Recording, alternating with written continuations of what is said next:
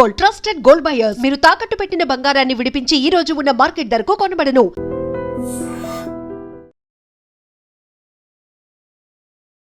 నమస్తే రమ్మగారు. నమస్తే జయ. మనం వరప్రసాదులు కథ చెప్పుకుంటా ఉన్నాం కదా రమ్మగారు. ఇవి సిరీస్ వస్తానే ఉంటాయి కదా, ఒకదాని తర్వాత కొన్ని కథలు వస్తాయి. ఇంకొక 5-6 వస్తాయి కానీ వసంతుడికి మెడ తెగిపోయి పడిపోయింటే కళావతిని ముసలిది తీసుకుపోయింది, రాజ్యానికి తీసుకుపోయింది. వాళ్ళ రాజుకి అప్పచెప్పేసింది. అప్పచెప్పిన తర్వాత ఇక ఆ కథ అక్కడ కాపి తర్వాత కథ చూద్దాం. రాముడు రెండో వాడు, వీడు ఉత్తర దిక్కుకి ప్రయాణం చేసుకుంటూ పోయాడు. ఆ చెట్టు ఎక్కి వెళ్ళాడు ఎక్కడికో వెళ్ళగా ఒక ఖాళీ ప్రదేశం, పెద్ద కొండ. ఆ కొండకి ఎక్కి చూద్దాం అనుకున్నాడు. ఈ కొండ ఎక్కిన తర్వాత కొంచెం ఏదో కిందకి దిగినట్టుంది, దిక్కు దివాణం ఏమీ తెలియలే. అక్కడ ఒక గుహ ఉంది, గుహలోకి వెళ్ళిన తర్వాత ఈ కొండ ఎక్కాక వెనక్కి తిరిగి చూస్తుండే. మామూలుగా కొండ ఎక్కితే దూరం నుంచి చూస్తే మనకి ఇట్లా కనపడుతుందా, మనం పైకి ఎక్కాక కిందది మనకు అట్లా కనపడదు. మనం ఎక్కుడు దాంట్లో ఏ దిక్కుకు తిరిగి ఎక్కేస్తున్నామో తెలీదు, పైకి ఎక్కాలన్న ధోరణే ఉంటుంది. చాలా ప్లానింగ్ కావాలి. ఇతనికి ఆ కొండ లోపల దిగాడు. అక్కడ ఒక గుహ ఉంది, ఆ గుహ లోపలికి వెళ్తే అక్కడ కడు వృద్ధుడుగా ఉన్న ఒక ఆయన తపస్సు చేసుకుంటాడు. ఏం చేయాలి ఆయన టక్కిన కళ్ళు తెచ్చాడు. ఎవర్రా నాయన ఇక్కడికి వచ్చావు అన్నాడు. అనేసరికి దండాలు పెట్టి, నేను ఫలానా రాజకుమారుడు రాజుగారి బంత్రికుమారుడిని, ఇలా మర్రిమాని ఎక్కి వచ్చాం. నేను కొండ కనపడితే ఇదేమిటో చూద్దామని ఎక్కాను, ఎటు వెళ్తున్నాను అగమ్య గోచరంగా అయిపోయింది స్వామి, ఇగో ఇక్కడికి చేరాను అనేసరికల్లా ఆయన అన్నాడు, నువ్వు అదృష్టవంతుడివి, 12 ఏళ్ళ నుంచి తపస్సులో ఉన్నాను నేను, ఇవాళే కళ్ళు తెచ్చా. 12 ఏళ్ళకు ఒక్కరోజు కళ్ళు తెరుస్తాట ఆయన. నేను కళ్ళు తెరవకపోతే అంటే 12 ఏళ్ళు ఈ గడవక ముందు నువ్వు వచ్చుంటే నా శాప ఫలితంగా చచ్చిపోయేవాడివి నువ్వు. నీ అదృష్టం బాగుండి నేను కళ్ళు తెరిచే రోజుకు వచ్చావు, నీకేం కావాలో చెప్పన్నాడు. ఈ కొండ మించి కిందకి దించండి స్వామి అన్నాడు. ఏం అడగాలి, మర్రి చెట్టు దగ్గర పంపించండి అంటే పోయేది. ముందు ఈ కొండ ఎట్ట దిగాలో తెలియలే, ఆ టెన్షన్తో ఎటు వెళ్ళిపోతాను అని కొండ దించండి అనగానే తథాస్తు అన్నాడు ఆయన. ఢామని కొండ మించి కిందకు వచ్చేసాడు. ఆ గుహలో నుంచి కూడా బయటకు వచ్చి కొండ మించి కిందకు వచ్చేసాడు. వచ్చేసరికల్లా ఏముంది, అంతా అడవి బిక్కామయంగా ఎవ్వరూ లేరు. ఇక ఏం చేస్తాడు, నడువో నడిచి ఏవో చెట్లు కనపడితే ఓ చెట్టు కింద పడుకుంటే వీళ్ళు చదువుకున్నారు కదా బాగా, జంతువుల భాష పక్షుల భాష అవి క్షుణ్ణంగా తెలుసు అందరికీ. వాళ్ళ 5గురు అట్లాంటి వాళ్ళే. ఆ చెట్టు కింద పడుకుంటే ఆ చెట్టు మీద 2 గద్దలు ఉన్నాయి, అవి 2 మాట్లాడుకుంటున్నాయి. ఎక్కడికి వెళ్ళావు, ఏం చేసావంటే, ఏముంది పక్కనే ఉంది కదా అవంతి నగరానికి వెళ్ళాను, రాజుగారి కూతురికి కళ్ళేమో పోయినాయి, ఓహో వైద్యాలు చేస్తున్నారు, ఏం వైద్యం చేస్తే మాత్రం ఏం ప్రయోజనం, సరైన వైద్యం లభించక రాజ్యంలో ఎవ్వరూ ఏమి మాంసాహారాలు అవి వండుకోవటం లేదు. ఇదివరకు ఊళ్ళోకి వెళ్ళి ఏదైనా ఎవరు వండుకుంటుందైనా మాంసాహారం పట్టుకొచ్చుకునే వాళ్ళం, ఇప్పుడు మాంసాహారం వండట్లా, పిల్లకి కళ్ళు పోయి ఏదో పరిస్థితి బాగోలేదుగా, అదేలే బాధలు అని మాట్లాడుకుంటుంటే రెండో పక్షి అంది, అబ్బా అదొక పెద్ద వైద్యమా, జూడి పక్షి గూడు కట్టామా, ఇందులో వచ్చి కష్టం లేదు, ఇది తీసుకెళ్ళి శుభ్రంగా మజ్జిగేసి అరగదీసి ఆ పిల్ల కళ్ళకి రాస్తే కళ్ళు వచ్చేస్తాయి అని మాట్లాడుకుంటున్నాయి. వసికాష్టం అనేది ఒక వసి అనే ఒక కొమ్ము, అది ఏదో ఒక చెట్టుది ముక్క. ఇతను విన్నాడు, ఓహో పక్కనే ఉన్నంటే దీనికి దగ్గరలో ఒక ఊరుంది, అది అవంతి నగరం. ఆ నగరాన్ని రాజుగారు ఉన్నాడు, రాజుకో కూతురుద్ది పద్మగంధి, ఆ పిల్లకి కళ్ళు పోయినాయి. దానికి వందు ఈ పక్షి గూట్లో ఉంది. పక్షి గూడు పెట్టినాయి కానీ ఇంకా గుడ్లు పెట్టలే అవి. పక్షులు తిండి కోసం గూడు పెట్టుకున్నాక అన్ని ఏర్పరచు ఇంకా కొన్ని తెచ్చుకుంటాయి కదా పుల్లలు, అవన్నీ 2 లేచి వెళ్ళిపోయినాయి. చెకచెక ఇది ఎక్కేసి ఆ మొత్తం ఆ పుల్లలన్నీ ఊడదీసి అందులో వాసన వస్తున్న వసికాష్టాన్ని గుర్తుపెట్టాడు. అది పుచ్చుకొని దిగి ఇక నడవటం మొదలుపెట్టాడు.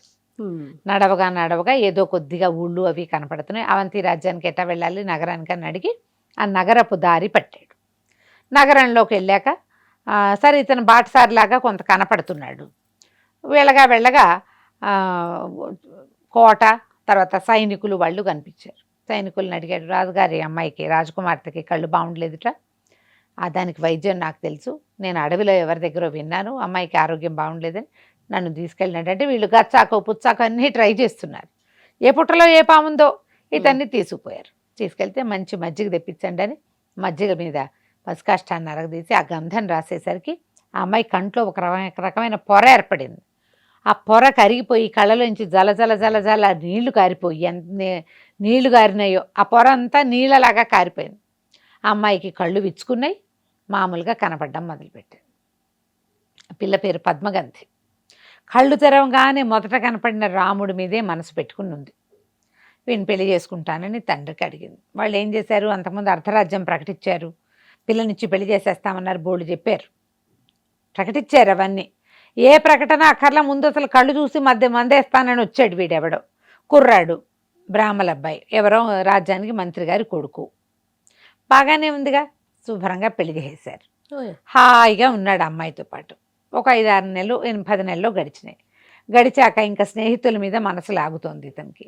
పెళ్లి కొత్తల్లో ఏముంది, పెళ్లి కూతురు, హడావిడి, ఫంక్షన్లు, భోజనాలు గందరగోళంగా ఉంటాయి. ఒక 5-6 నెలలు అయితే పాత పడుతుంది కదా.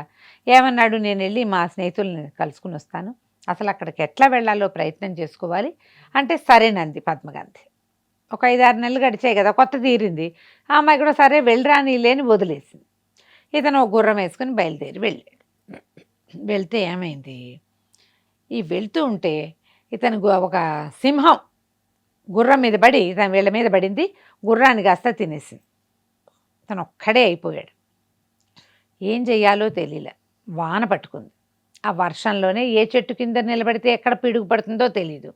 చెట్ల కింద నిలబడకుండా నడుస్తూ ఉన్నాడు. నడుస్తూ ఉంటే పెద్దగా మెరుపు మెరిసి దూరంగా ఒక దేవళం, పాతబడిన దేవాలయం ఉన్నట్టు కనపడింది. ఏమిటో గుడి కనపడుతోందని గుడి వైపుకి వెళ్ళాడు. వెళ్ళేసరికల్లా ఆ గుడిలో లోపల నుంచి ఒక ఏడుపు, ఆడవాళ్ళ కంఠస్వరంలో దుఃఖం, 2 మొరటు గొంతులు వినపడుతున్నాయి. మగ గొంతులు కూడా వినిపిస్తున్నాయి. అమ్మాయి ఎవరో ఏడుస్తున్నట్టు వినిపిస్తుంది. ఏమిటా అని లోపలికి వెళ్ళాడు. ఒక పక్కన నిలబడి చూస్తే వీళ్ళు ఇద్దరు భయంకరాకారులుగా ఉన్న 2 దొంగలు, నల్లగా కాటుకొండల్లాగా ఉన్నారు.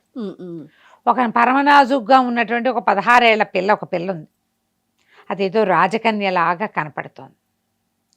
వీళ్ళిద్దరూ వాదించుకుంటున్నారు. వాళ్ళు ఇప్పటికీ 99 మంది కన్యలని ఆ చండికాలయంలో బలిచ్చారు.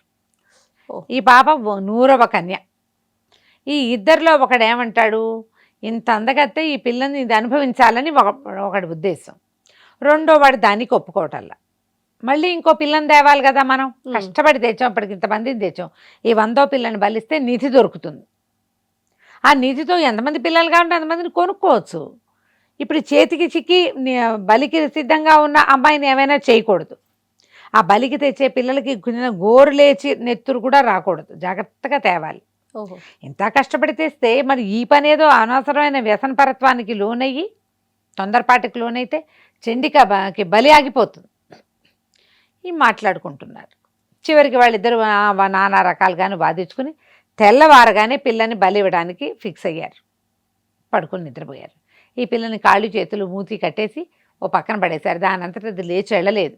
రాత్రికి రాత్రి, అర్ధరాత్రి, వర్షము, చండికాలయము, నట్టడవి, పిట్ట పురుగు పిచ్చిక ఏమీ లేవు చుట్టుపక్కల. ఏం ధైర్యం చేస్తుంది, కాళ్ళు చేతులు కట్టేసి ఓ మూల కూర్చోబెట్టారు. ఆ పిల్ల కూడా కునికి పాటలు పడుతోంది.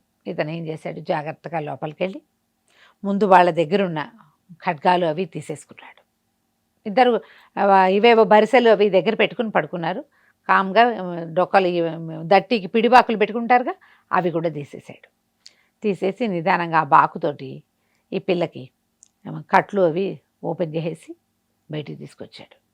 తీసుకొచ్చేసరికల్లా అమ్మాయి, ఎవరు మీరు ఏమిటి అని అడిగితే, ఈ పక్కన రాజ్యానికి రాజుగారి అల్లుడిని, నేను ఎవరినో కాదు, పద్మగంధి నీ భార్యకి పింతలి కూతుర్ని, తనకి కళ్ళు వచ్చిన అబ్బాయి కళ్ళు ఎవరి వల్ల వచ్చినాయో అతనికే ఇచ్చి వివాహం చేశారని తెలిసింది, నేను నీ మరదల్నే అని చెప్పాక ఈ అమ్మాయిని ఏమన్నా ఏం చేశాడు, వాళ్ళు ఏవో మంచినీళ్ళు తిండి తెచ్చుకున్నారు. కాసిన మంచినీళ్ళు తగ్గించి నువ్వు బయటకు వచ్చో, తెల్లవారాక వీళ్ళ సంగతి చూద్దాం. వీళ్ళని చంపేయచ్చు అంటే నిద్రపోతున్న వాళ్ళని చంపచ్చా, చంపలేదు. తెల్లవారాక వీళ్ళిద్దరు దొంగలిద్దరు నిద్ర లేచి చూసుకున్నారు. ఇతనేమో కత్తిడాలు పట్టుకుని వీళ్ళ మీద గురికాడు. చండికకి బలి ఇవ్వడానికి తీసుకొచ్చిన రాచపడుచు మీద అఘాయిత్యం చేయాలనుకున్నారు. శక్తి సేవకుండి నేను మీ అంతు చూడడానికి వచ్చాను, మానేశారు. కానీ ముందు ఆలోచన ఏమొచ్చింది? ఇదే ఆలోచన. వాళ్ళిద్దరు గీవురు గావురుమని నడిచారు.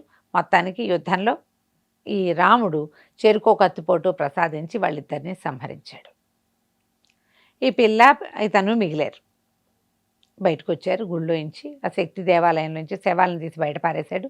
దేవాలయం శుభ్రం చేసి కాస్త అమ్మవారికి దండం పెట్టుకుని బయటకు వచ్చారు. ఆ అమ్మాయి ఏమంది, ఇప్పుడు నన్ను కాపాడేవు నువ్వు, మానము ప్రాణము రెండు నీ వల్లే కాపాడబడ్డాయి, నువ్వే నా భర్తవి అని అక్కడ చండికాలయంలో ఉన్న ఒక పువ్వుల మాల తీసి ఇతని మెడలో వేసింది. మన ఇద్దరం భార్యాభర్తలుగా ఉందాం, నీ మరదలే కాబట్టి నాకు వివాహం చేసుకున్నా ఏమీ తప్పులేదు. రాజులకు ఒక 3-4 వివాహాలు ఉండొచ్చు కదా ఆ రోజుల్లో. సరే ఇద్దరం కలిసి ప్రయాణం చేద్దామని బయలుదేరారు. హాయిగా ఆడుతూ పాడుతూ అడవిలో పళ్ళు కాయలు కోసుకుంటూ అక్కడ ఎక్కడ కావాలంటే అక్కడ పడుకుంటూ నడవడం మొదలుపెట్టారు. ఇప్పుడు వీళ్ళు ఎక్కడికి వెళ్ళాలి? మర్రి చెట్టు దగ్గరికి వెళ్ళాలి. అది ఎక్కడుందో తెలియదు. వెళ్తున్నారు. వెళ్తుంటే ఏమైంది, ఒక ఆటవిక పల్లె ఒకటి కనపడింది. ఆ ఆటవిక ఈ పల్లెలోంచి ఒక కుర్రాడు, ఒక అతను, ఒక మరీ కుర్రాడు కాదు, నడివయస్కుడు కాదు, వీళ్ళకంటే కొద్దిగా పెద్దవాడు. అతను ఏవో పట్టుదైనా అవి పట్టుకుని వెళ్తున్నాడు. వీళ్ళు అడిగారు, మాకు ఇక్కడ ఆహారం దొరుకుతుందా, ఈ 2 రోజులు ఆశ్రయం దొరుకుతుందంటే, రండి రండి నేను ఆశ్రయం ఇప్పిస్తానని తీసుకుపోయాడు. ఇది తీసుకెళ్ళి ఈ కనకవల్లి అనుకుందాం, పిల్ల పేరు కనకవల్లి అని పెడదాం. ఈ కనకవల్లి అద్భుతమైన సౌందర్యవతి, 16-17 ఏళ్ల పిల్ల. ఈ భిల్లుడికి ఈ అమ్మాయి మీద దృష్టి పడింది. ఈ పిల్లని సొంతం చేసుకోవాలి ఎలాగైనా. వీళ్ళకి ఏం చేశాడో గుడిసి చూపించాడు. హాయిగా ఈ గుడిసెలో విశ్రాంతి తీసుకోండి, రేపు మీరు చెప్పిన మర్రి చెట్టు వైపుకి నేను తీసుకెళ్తాను మిమ్మల్ని అని డైరెక్షన్ చేశాడు. తెల్లవారుజామున వచ్చి కనకవల్లిని నిద్రలేపాడు. నిద్రలేపేసరికి మా ఆయనేటి, నా భర్త ఏడని, ఇదిగో అని చూపించాడు. అక్కడ ఒక కుక్క ఉంది. ఏమన్నాడు, నాకు దగ్గర మంత్రపక్షింతలు ఉన్నాయి, అవి చల్లితే కుక్క అయిపోతారు, నీ భర్తను కుక్కని చేశా,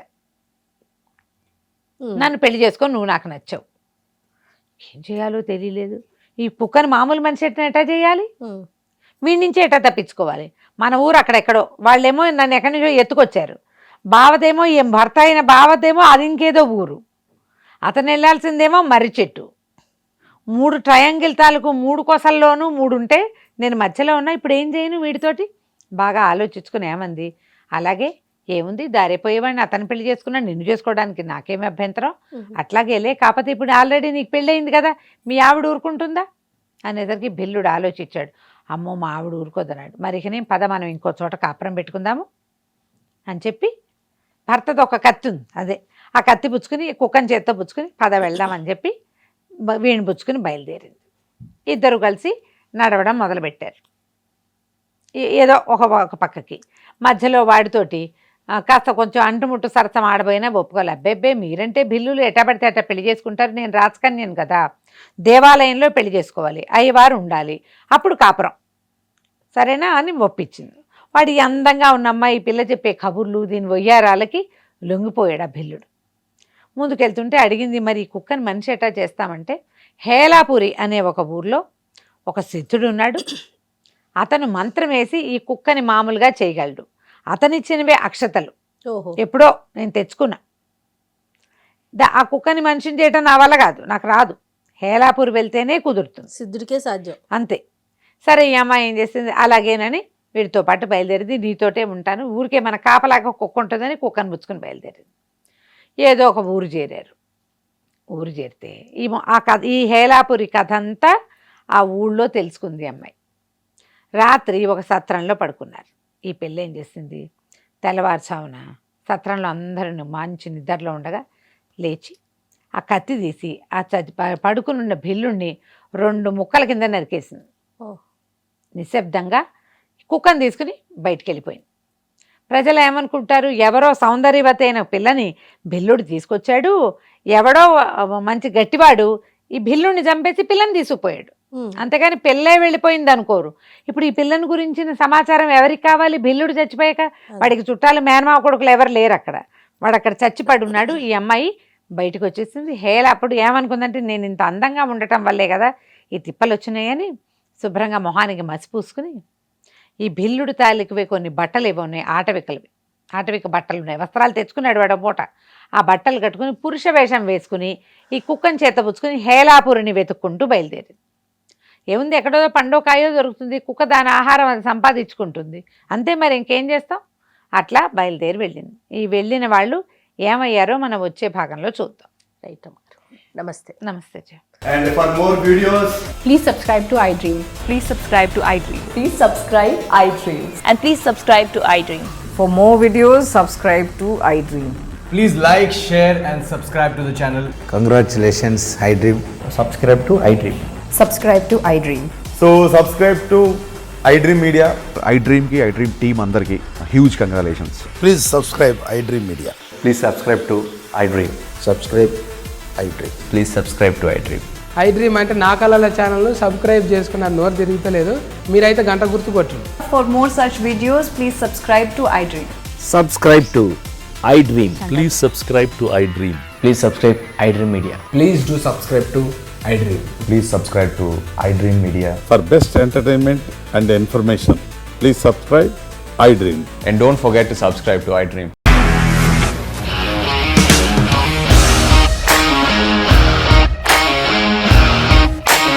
ఇండస్ట్రీలో కమిట్మెంట్ ఇష్యూస్ వస్తే నీకు కూడా వచ్చినట్టు మార్నింగ్ తీసుకెళ్ళాలంటే కొట్టి పడేసాడు.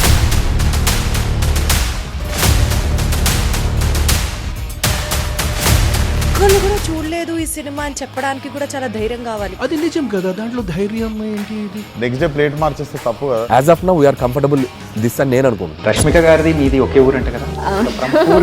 నీకు కోపం వచ్చిందంటే బాగా తిట్టేత్తరా? తిట్టేద్దామండి.